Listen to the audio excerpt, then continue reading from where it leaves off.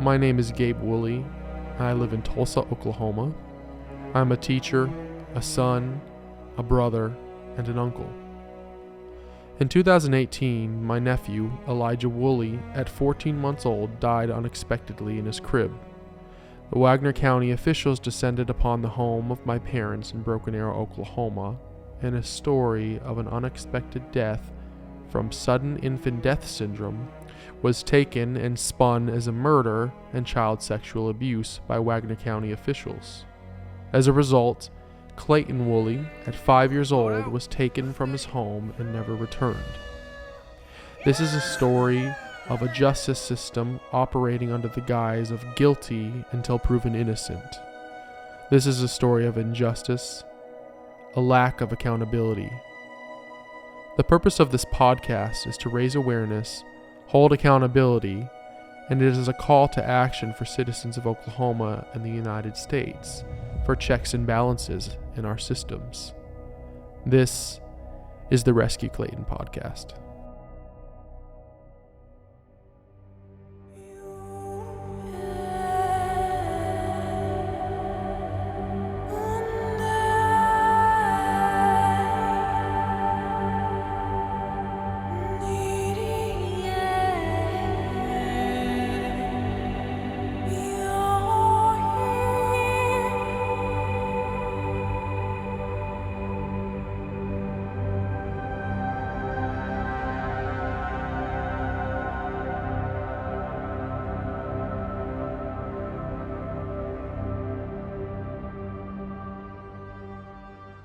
Okay, so I am here with Lisa Woolley, my mother, and what we want to do with this episode is a variety of things, but the purpose of this podcast is to bring transparency and bring the perspective to the world from the inside out.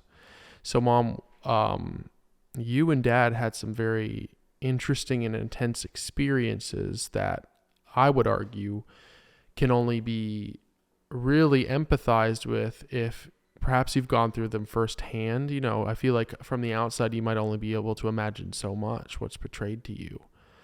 But really, I feel like a good place to start it with is more broad and narrow that in and just talk about who you are and your background and experience, and then how you relate to the Rescue Clayton story. Okay. I'm Lisa Woolley. I have 3 kids, daughter, son, daughter. I had 2 grandkids. One passed away 5 years ago. One's been virtually kidnapped. And, we moved here because of a job opportunity that my husband had.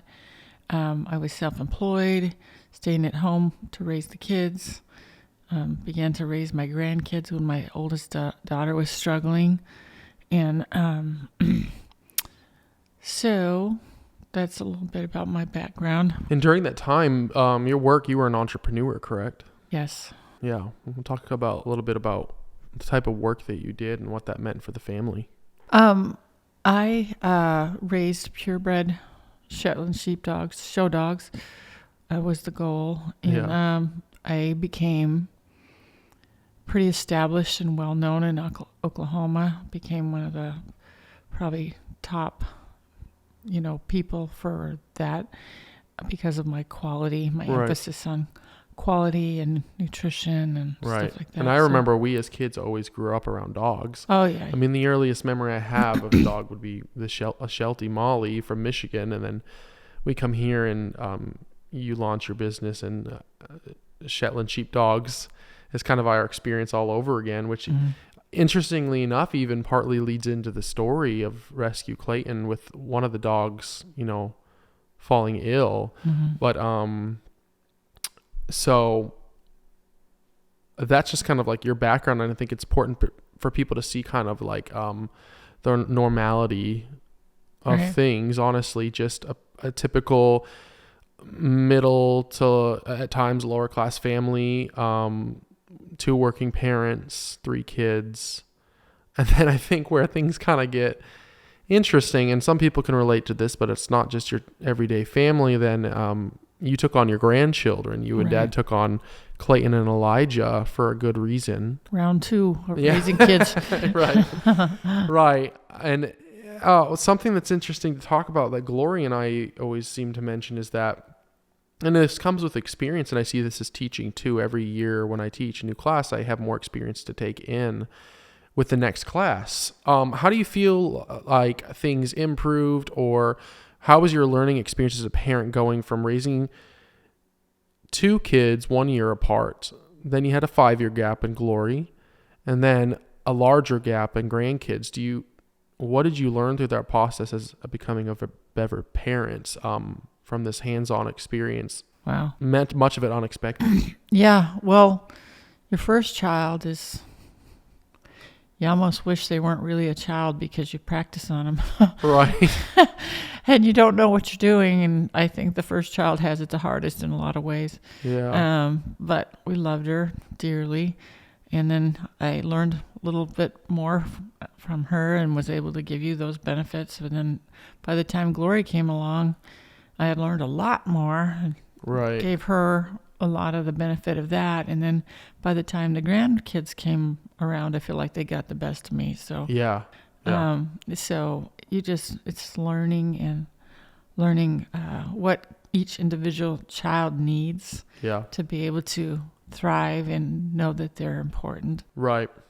It seems like a lot of learning by your mistakes or learning by your decisions and choosing good or bad and whether to repeat them or not. I'm not a parent.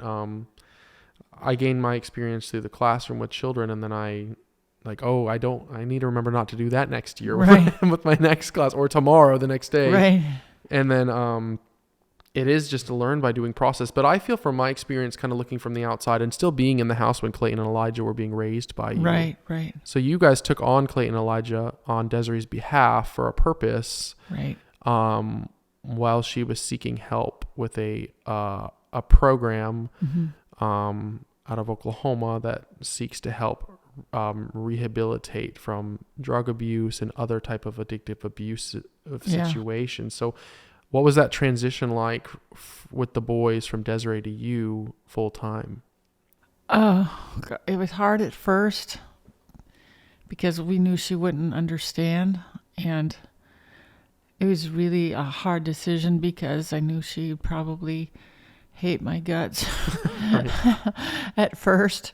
But I knew I had to do what was right by Clayton and get him into safety, because, that whole culture is dangerous in many ways. And so we finally came to the conclusion that it was time to act. Yeah. So we went and sought guardianship of him and, had to tell her. And, of course, she flipped her lid and wasn't too happy. And but we knew it was the right thing to do, so we had to hold our ground. And, it's not fun knowing that one of your kids is going to hate your guts. But it's just something we had to risk it, because there was a greater thing at stake. And she ended up coming around, and it didn't even take really that long. Right. She came around and she realized that it really was the best thing, and that she did have a problem she needed to work on. Ultimately, she seems appreciative today. Yes, very. And there were periods in the middle that she did as well. But, very much, very much. She's thanked us many, many times. Yeah. Feeling like we, saved Clayton's life. Right. And Elijah's as much as we could have. Right. And it was a lot of hands-on experience for Glory as well, living in the house still as a child. She was a huge help, and she loved the boys and would take him to play and do things, take him outside and excursions and to the park. Right. Yeah, she was a pretty hands-on aunt. Yeah. I remember, it's funny, the way Clayton says it. He has his names that are a little different. So I'm Uncle Gabe. Yeah. But she's not Aunt Glory. She's my Glory. Clayton will say, "No, that's my Glory." Or she'll go by Glory, and Papa and Grandma. So Gamma. There was no R in there. Right. He always has. He had that speech impediment. Yeah, He always has his special names he has for people that you have a little different variation for each one. Yeah. So we kind of fast forward. So we move here from Michigan and we establish our lives, and it's fairly normal, I would say, at that point. And then Desiree becomes a teenager, and we stem into some of the things that the documentary Saving Clayton kind of covers. So we're going to jump to towards where things sort of became very altered. And I was living in Edmond with some family at the time while I was in college. You guys were living in Broken Arrow, Oklahoma, yep. Wagoner County. Mm-hmm. Desiree was living in the Broken Arrow to Tulsa area, or not far, Shakota, about an hour away, correct? Right. Yeah. And then Glory was living in the house with you guys. Right. And so then it's 2018 in Wagoner County, Oklahoma, Broken Arrow. And as some know and some are learning by now, we'll just give a brief summary of kind of what happened for people that come across the podcast perhaps before the documentary. But 2018, on that day, we can just go a little bit from there. Okay. Well, it started to be like just any other day. But one of the dogs was very sick. And so my husband told me, your dad told me, he was up before me and said that, looked like the dog had taken a turn for the worse and couldn't really even lift its head. So that I needed to get to a vet. And so he held down the fort, took care of, getting Clayton ready for school and all that. The boys shared a bedroom. So I took the dog down to the vet and then stayed with the dog for a few minutes and then came back. Still had a few minutes. Glory had to get ready for school soon. She was staying with there because Elijah wasn't up yet, and we don't want to leave Elijah alone. So it's you, Dad, and Glory living in the house with Clayton and Elijah. Right. So I sat in the driveway, called a few friends to pray for the dog, and then a little while later I went in to get the baby who hadn't been feeling well. He acted like he had allergies and teething and had a low-grade fever the night before. So we thought, well, if he's not feeling better by tomorrow, maybe we should, take him in. And so anyway, he had a horrible constipation problem constantly that we're always trying to stay on top of. So whenever we made one of his bottles, we always put this Smooth Move laxative tea in it to keep him moving because he'd have these big hard dry stools, and it was painful for him. So anyway, it was between 9 and 10 in the morning, and which is normally how long he slept, because especially if he wasn't feeling well, and he went to bed late the night before. So I went in to get him after fixing a bottle for him. I went in to get him, and as I approached his bed, which is in the same room as Clayton, I kind of, my heart skipped a beat because I was startled. As I approached his bed, it looked like his body was in the exact same position I laid him down. Right, undisturbed. Yes, undisturbed, and that the blanket, the Thomas the Train blanket, was the same and everything. So I picked him up, but he was completely cold and stiff, and so I screamed, and then Glory came running, and I asked her, I said, call 911. So while I was holding his body, she was calling 911. March 30th, 2018, 9. Broken Arrow 911. My nephew, he's not moving. Okay. What's the address? What's the number you're calling me from? Okay, how old is he? He's a year and a half. Okay. I'm sorry. Are you with him right now? Yes, I'm with him. He's not moving. Is he awake? No, he's not Is he moving. breathing? No, he's not. Please help. Okay. Right. And I tried to call Dad, but I don't think the call went through. But somehow we connected. I think he called me back. Right. Anyway, so that was how everything started going south. Yeah. Because even though the paramedics and other people on the scene, professionals on the scene, said it looks like a classic case of SIDS. Right, sudden infant death syndrome. The detective that came doesn't believe there's a such thing as SIDS, so he told his supervisor en route to the scene, I'm going to a murder scene because there is no such thing as SIDS. So Right. he came in with his mind made up and took all the evidence that he thought might support his theory and Right. left all the evidence Predetermined behind. theory. Predetermined. Yes.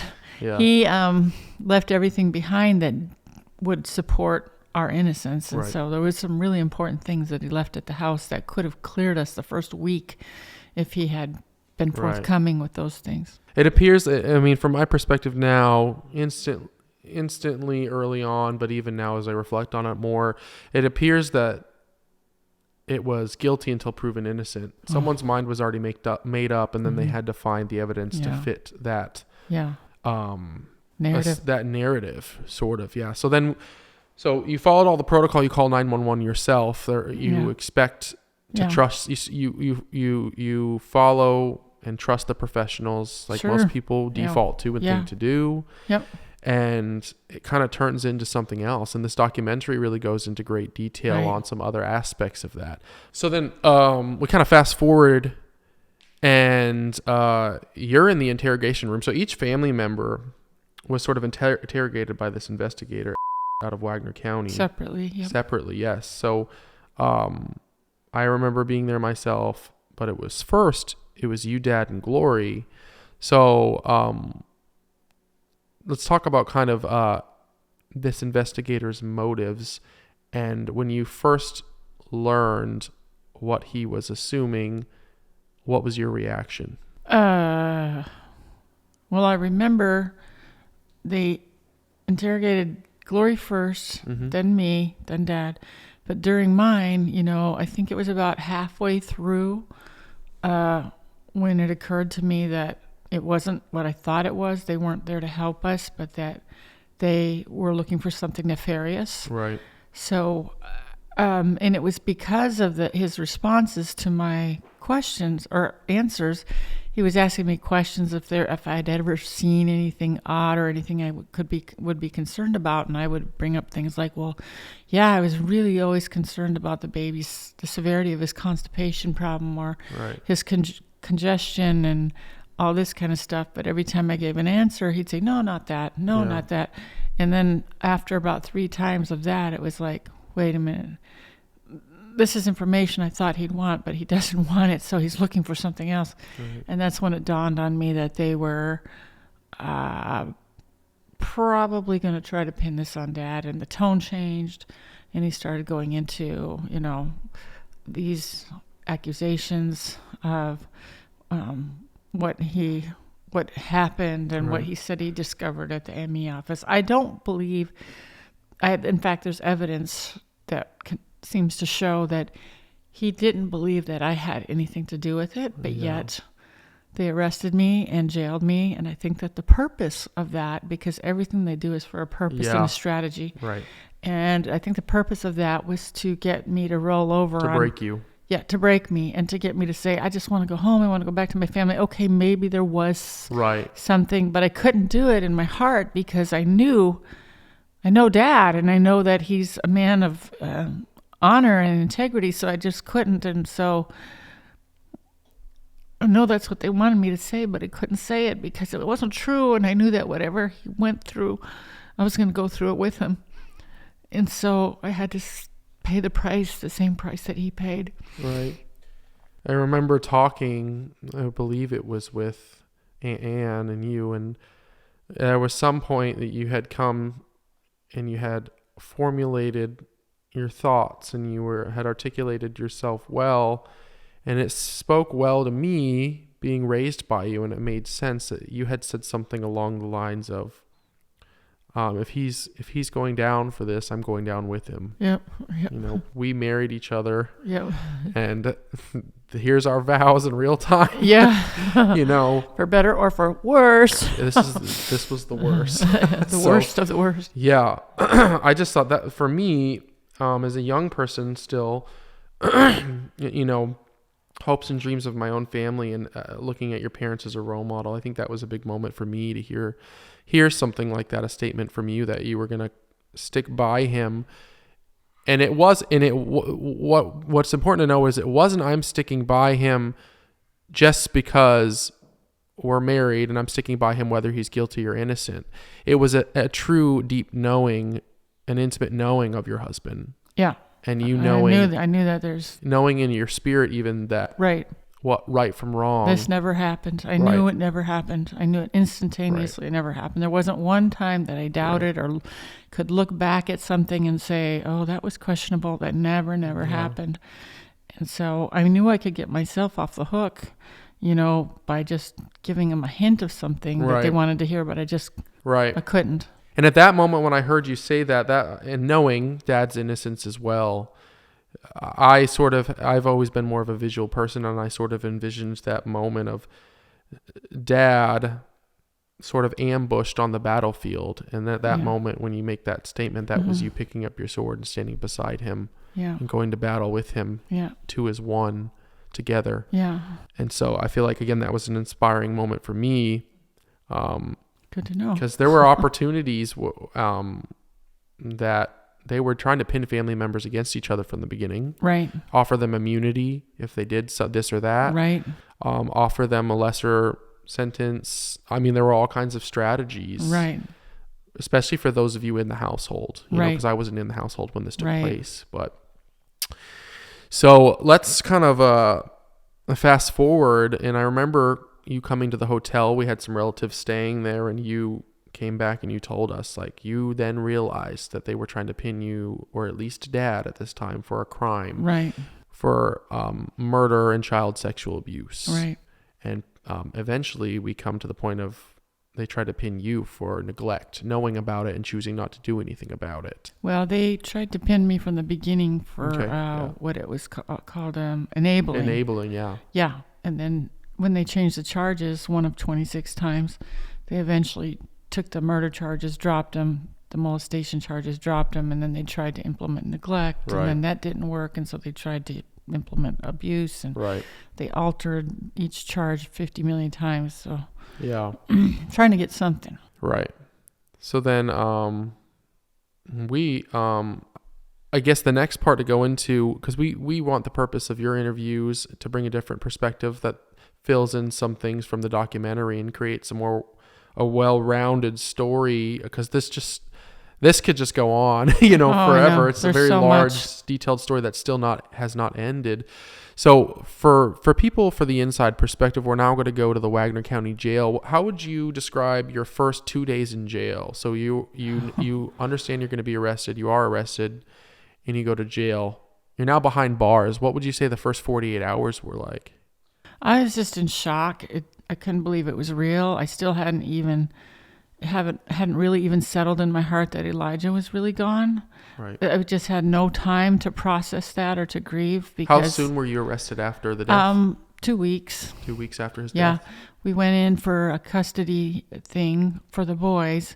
It was kind of trickery. We didn't know that we thought we were going in for that purpose, and then the judge called us up to the bench, and out walks the detective and his other helper detective, I guess, and cuff us. You guys are all there watching them cuff us and take us away. Right. So we went out the back door, down the elevator, into the jail. They stripped us down in the shower, and you have to squat, and you have to be humiliated. You have to take off your wedding rings. It was really horrible. And then take me to a cell. And I remember the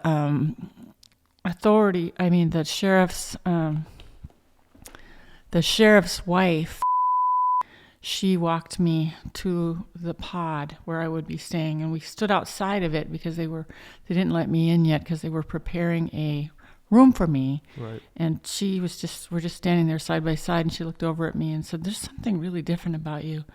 And I wanted to say, "Yeah, we're innocent," but I couldn't because our attorneys told us don't say anything, Right. So I didn't say anything. I just stood there, and I was just like, "Yeah, we don't exude guilt because there is none." Right. Yeah.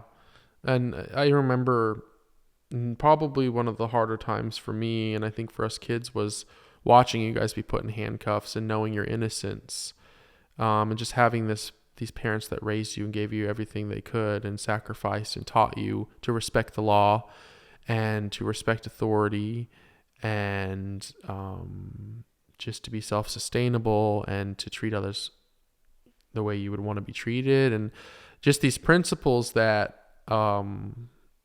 build up an image of our parents in our minds, and sort of make that persona that we have them into, that which was a genuine one for you guys. But then to watch you be put in handcuffs, which is, I mean, regardless of like how the process is supposed to work, it paints a picture of guilt, and it was putting a square into a round hole, right? Because we knew you were innocent. So I think that those visuals don't necessarily really go away, but it was a very weird experience for us, I would say. But I understand that when we would come and visit you, we're visiting through the glass, with the phone. Mm-hmm. And there were some interesting experiences, and I think that it seems like you were in a place where you're just needing to be able to talk to someone and kind of unload on someone with helping you through the process of everything that's happening. And I remember you shared a story with me about something that happened with a male inmate. But to be clear, they keep male and females separate. But so how did this encounter happen, and what was it? How can you explain that in your best? Yeah, well, they had Dad in solitary confinement for about 6 weeks. All by himself? Yeah, and me for about a month. But at some point, they moved me up to a holding cell, which is in the same room where they process all the inmates and bring them in and put them in jail. So when you're in the holding area, there's maybe 4 cells, and they can put any gender in one of those cells. So that's why... Alone or together? No, not together. No, but so I was in my cell, and I remember they brought a guy in who... he just seemed like he was crazy. All night he was howling and moaning and messing with himself and taking all his clothes off and jumping up and down in front of the window and rubbing feces on the wall. And it was just, you have to sleep and hear all this. It's just, I don't know, it's harrowing. It's harrowing. So in these cells, these are open to where you can see the person across from you, or how does that look visually? Like the people sitting at the desk signing people in, the guards can see what's going on in each one, because there's a lot of window space in the holding cells. Mm-hmm. And you can see other inmates? I couldn't, but I could hear them, and I could hear what the guards were interacting with him. Oh, so you could hear the sort of audio between the inmate and the guards, and that's how you could understand what he was doing. Yeah, because they were saying it, and I was just in this little cell. I think it wasn't any wider than I could stretch my arms. There was just a cot and a toilet that wasn't even completely private, so it was kind of uncomfortable because you knew that the guards could see you using the toilet and stuff. Right. It's not cool. Right. Yeah. What else? So you're there in the Wagoner County Jail, and what else? What would you say are some highlight experience, just that caused it to be worth mentioning and letting people in on your perspective from the inside about whether it be what was traumatic for you or what kept you up at night, and just from the inside of the jail cell, especially knowing as an innocent person, what would be worth mentioning as well from your perspective? Well, I'd say 90% of the inmates were there for something related to drug addiction. I saw a lot of neglect. I always remember this one woman who had this terrible tooth infection, and she kept trying to get treatment from the nurse, and the doctor refused to give her treatment, and it ended up spreading through her jaw and into her ear until her face was red and puffy and swollen and hot. So they denied her treatment, medication? Yeah. What was the reasoning that you're aware of?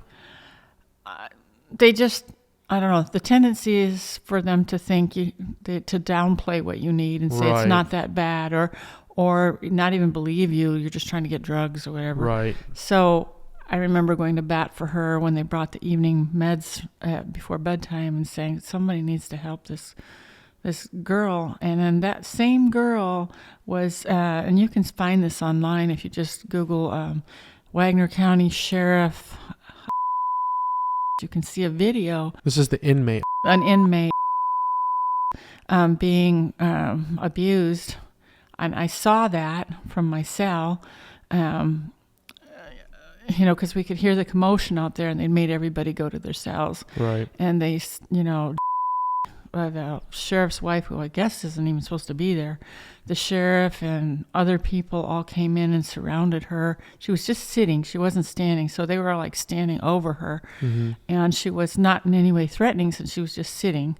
And they wanted her to say something or do something, and she didn't feel like it was right. She didn't want to do it. Right. And they kept threatening her until finally they got tired of trying to reason with her. And so they just came after her and then pulled her into her cell. Who pulled her into her cell? Or a guard or a sheriff? I think it was the guard and the sheriff. I'm not sure now. I'd have to go back and she look was at the video. physically drug into her cell? Mostly by her hair. By her hair? Yeah. And they apparently, from what I understand, I couldn't see once they were in the cell, cut her clothes off of her and told her that they were going to put her in this. She said that they pulled her clothes off of her?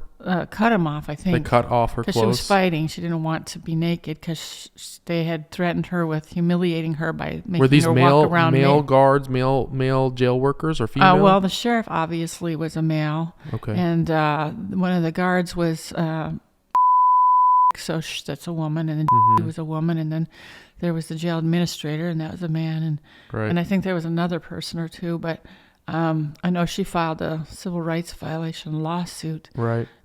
So that was hard. I also watched a woman on the upper floor. Her flip-flop got caught on like the second or third step coming down the stairs, and she went flying down the stairs and broke her collarbone, I think. And they covered that up. What was the protocol for that treatment for the injury? For an inmate? Well, they did come, and I think they did probably take her to the hospital and get an x-ray. Right. But then they tried to make it on her, so the sheriff circulated to all the guards saying, she threw herself down the stairs. Oh. And I watched it happen because I was... You saw this happen? She fell and tripped? Yeah, I saw her fall, but he didn't want to get sued or something. And so the Wagoner County Sheriff said or told people that she threw herself over the edge. She threw herself down the stairs. With some sort of motive? Well... For herself? I don't know if they were thinking she was just trying to get attention or what they wanted. I don't know what story he was trying to put. They tried to pin it as intentional by her. Yeah, they tried to put it back on her. But you saw it happen. I watched it happen. Yeah. And I knew it was because the stairs had a lot of really thick peeling paint. Right. So it wasn't impossible to run into that with your flip-flop, these orange flip-flops, Right. And so I don't know if it was that or she just caught it wrong or whatever, but... How close were you to her physically in proximity when you saw this happen? The stairs are at the edge of the wall, over to my left, and I'm in the main part of the pod where all the tables are. Yeah. And I'm looking over and watching this happen. Okay. And so you have a full view of what's going on. Yeah, I had a pretty full view. I watched her flying down the stairs, and then there was the incident with the gun where somebody got put into the jail with a loaded gun. An investigation is underway tonight after an inmate brought a loaded gun into the Wagoner County Jail. News on 6's Justin Schreier is live on the story in Wagoner. Justin? And the sheriff says on his end it was a breakdown in training, and the police chief says that his officer should have found that gun, but both say this is something that should have never happened. Surveillance video shows a Wagoner police officer walk Isaiah Smith into the Wagoner County Jail. Just moments later, Smith is left unattended for about 2 minutes in the booking area before a detention officer appears to pat him down before uncuffing him. The officer then leads Smith into another area. Seconds later, that detention officer finds a loaded gun. And an inmate. Yeah, an officer was supposed to check her before he brought her in, or him in. So an inmate came in with a loaded gun? Right. Well, ended up being an inmate. The person was arrested. A person is arrested and checked in. And they're supposed to check them before they even bring them in. Right. Apparently that got overlooked, and so this person was put into a cell with a gun, and that got out that had happened, and the sheriff, I think, wanted to cover for that. So same Wagoner County Sheriff. Yes. Yeah. So he fired the night worker and somebody else, but it really wasn't their fault. Right. And so it made it look like, and he said, we're just going to, be more careful, and we're going to hold everybody accountable and all that. Right. But really, I think the sheriff's department was at fault for that. And this is something you witnessed or a story that you heard? This is a story I heard. As far as myself, I started feeling like my heart started getting weaker, and I started having anxiety attacks. In jail?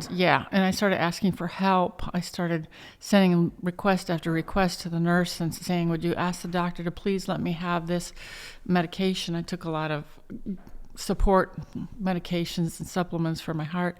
And for blood circulation, correct? And for blood circulation, which I was doing great before all this happened. I was walking 2 miles a day and had a full life and taking care of kids. But then I just started to get weaker and weaker when I was there.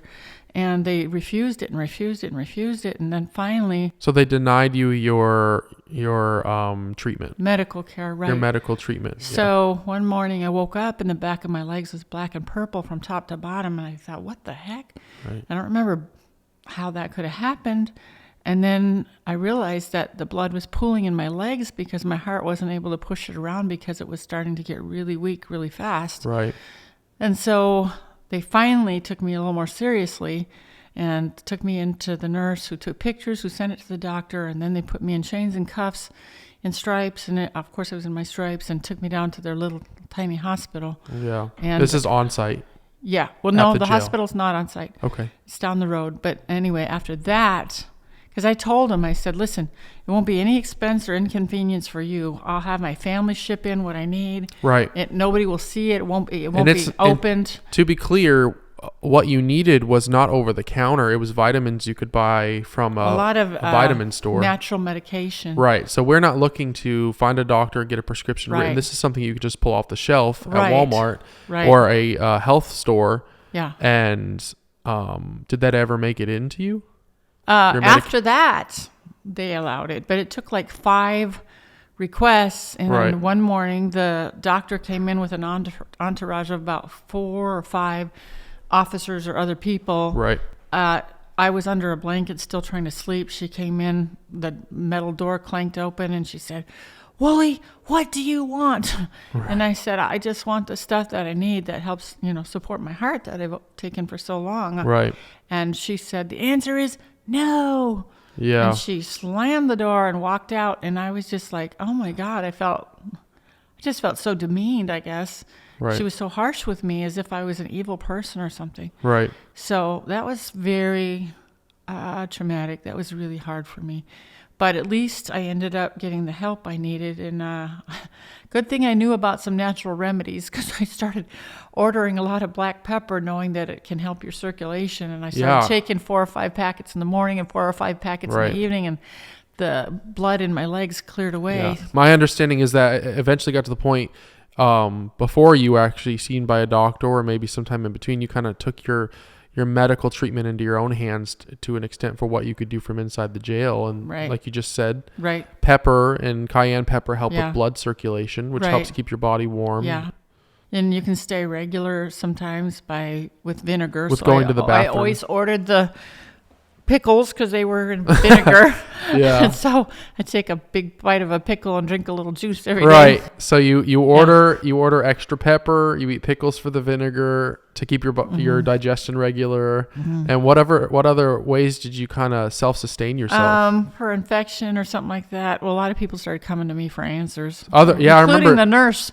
The nurse sent for me one time because she knew that I had this knowledge and she wanted to help a friend. I remember you telling me that it became successul enough that other inmates started to come to you with problems, and you were sort of the unofficial prison nurse. I guess with your own natural remedies, and these are all natural. Nothing is over the counter. Right. These are things that come from herbs and food, and sometimes for infections, like every morning they'd bring in a mop bucket with fresh water with bleach in it. So I'd say, get some water out of there before it gets dirty. Fresh water. Get some of that bleach water. Oh, bleach water. Yeah, bleach water. And, put that on your infection. So that helped a lot of people.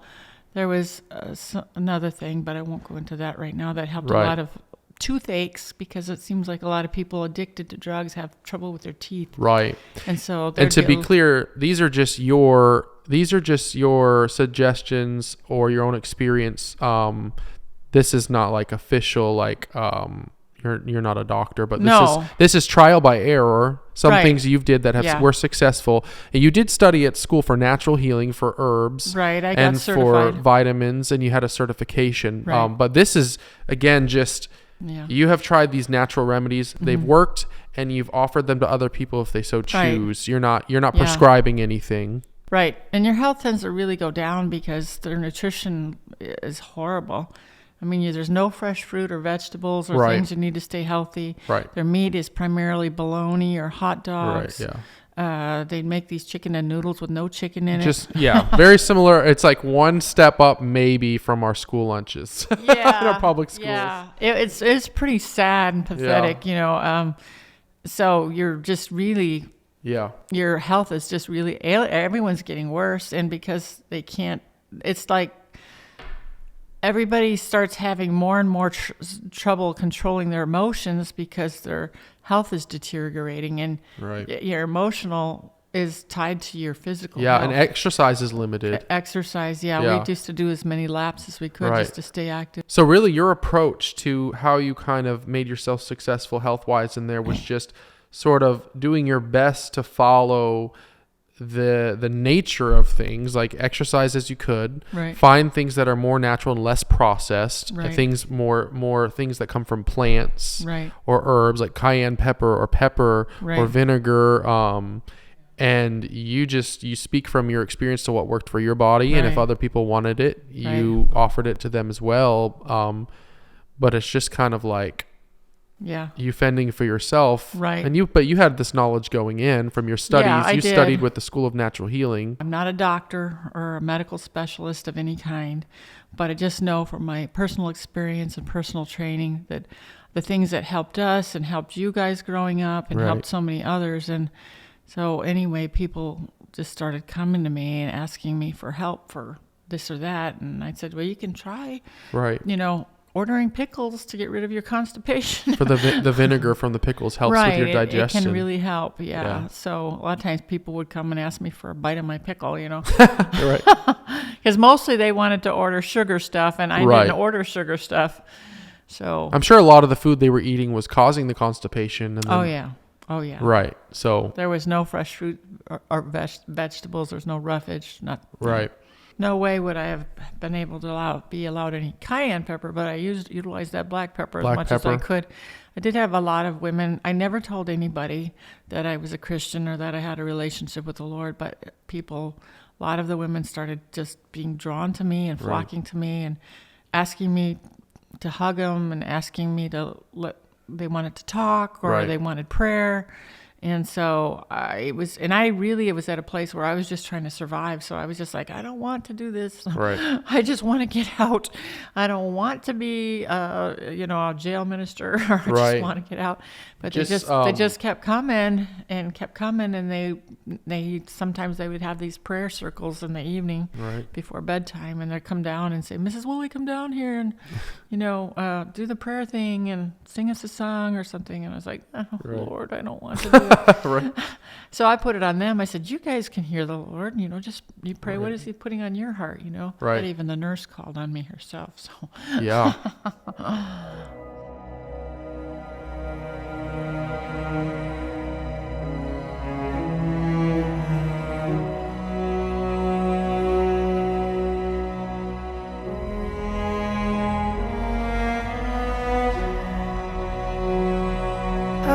Uncle Gabe, you be staying at the house and eat pancakes with us in the daytime, and I love you.